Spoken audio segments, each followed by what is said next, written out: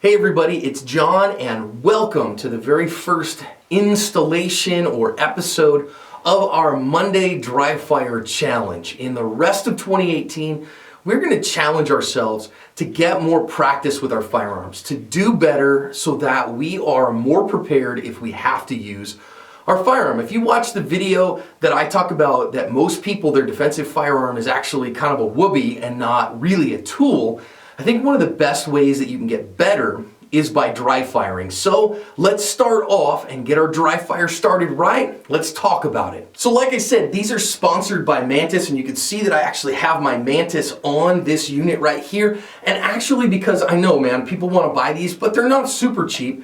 I think it's worth it. I've been working with it for a while, but I have an extra one here. And so I'm going to give it away. I'm going to put a link in the description to a Google form. And yes, you got to give me your name, you got to give me your email address so I can get a hold of you. I promise I won't market to you a whole bunch.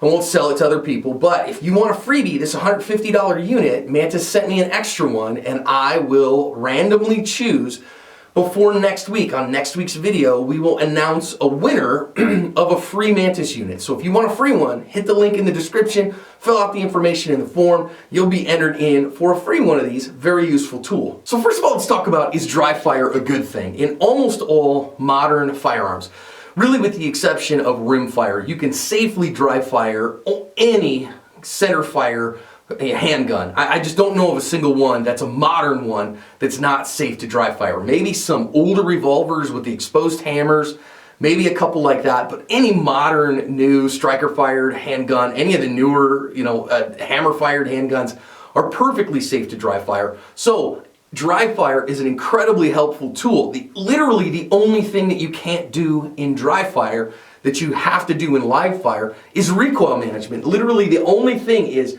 that when that gun bucks, I gotta bring it back on and find my front sight again and get myself followed through. It's the only thing that I have to do in live fire. Literally everything else involved with shooting a handgun, I can do in dry fire.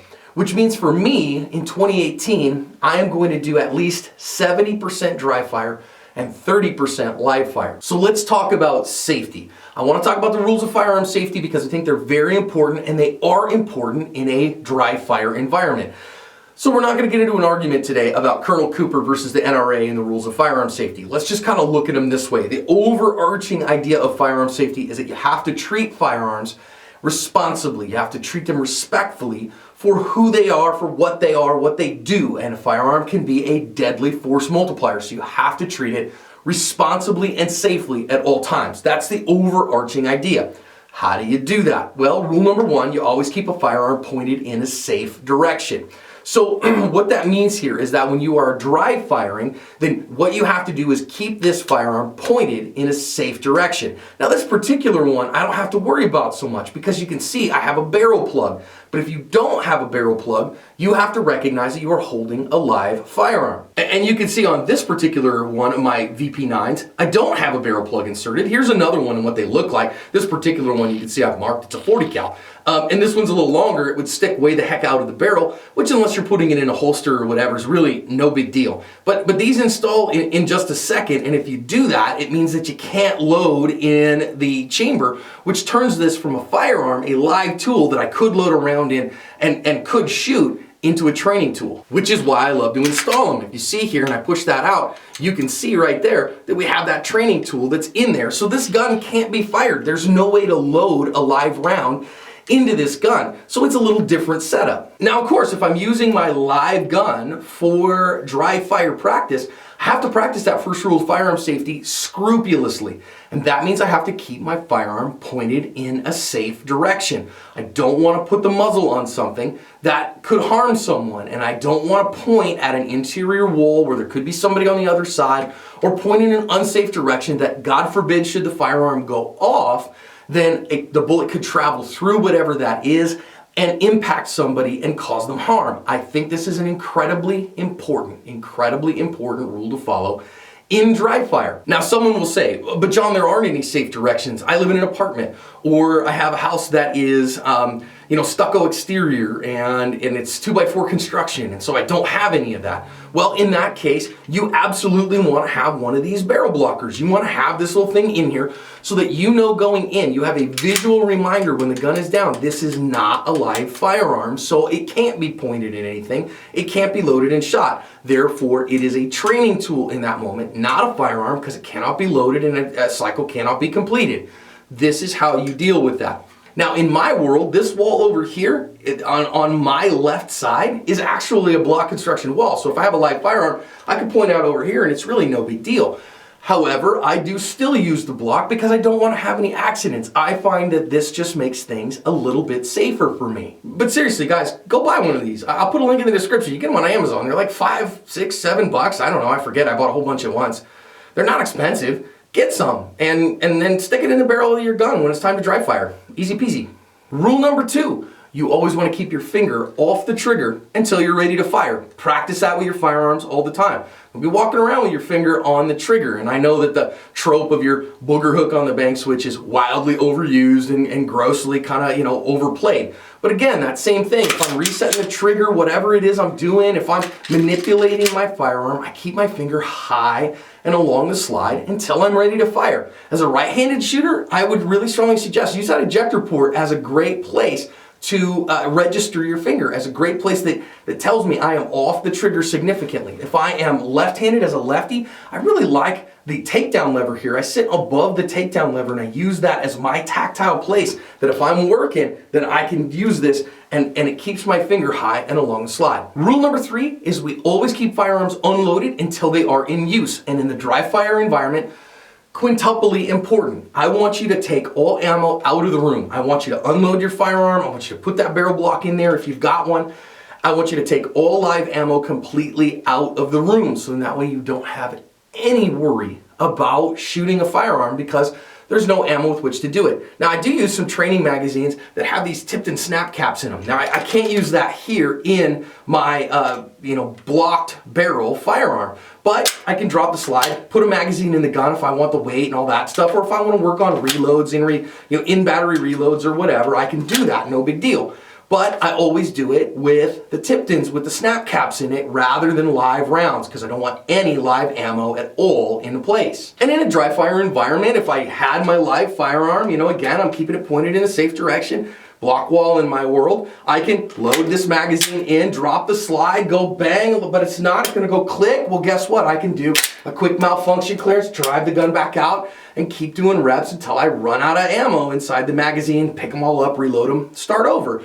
Always keep the firearms unloaded, no live ammunition in your dry fire space. So on to this week's dry fire challenge. I'm going to challenge you this week to do your very best. If you're in the Mantis group with us, we're going to try to get 200 presses every single week. And so that's what I'm going to challenge you to, 200 dry fire presses this week. If you don't have a Mantis unit, make sure you enter for one.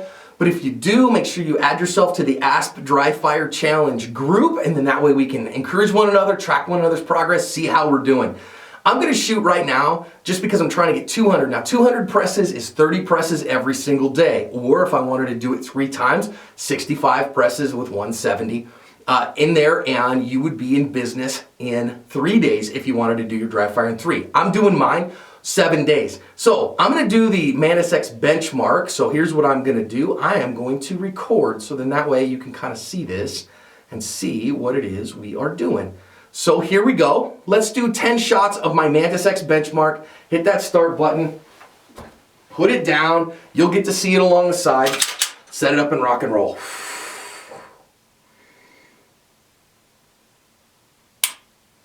Got it.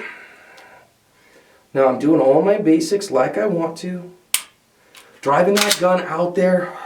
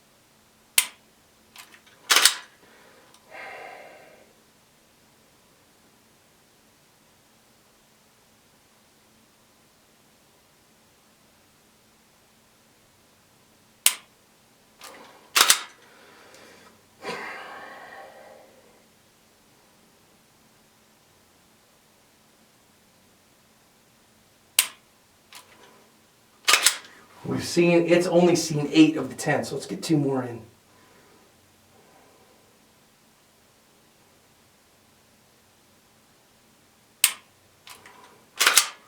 Got 9.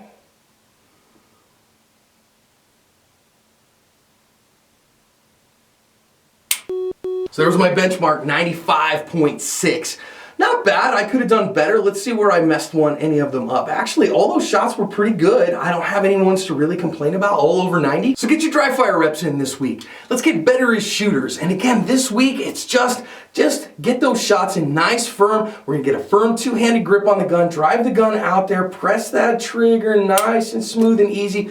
Keep that front sight. If you don't have a Mantis X trainer, that's not the end of the world, no big deal. Just go ahead and run the gun and just watch your front sight. And you want that front sight to stay nice and still. You want it to not move as the hammer drops, as the striker moves. That was a nice, firm, easy press. And when you get that press, you got a good, firm grip on the gun. Do 10 of them right now. And then do another 10 later in the day. Do 10 of them before you go to bed. Do that every day. Got your 30 in. You get 200 this week. Give me a comment. Let me know how it goes. Guys, let's start a great habit of dry fire. We'll get better this year, and it'll help us if we ever have to cover our asp.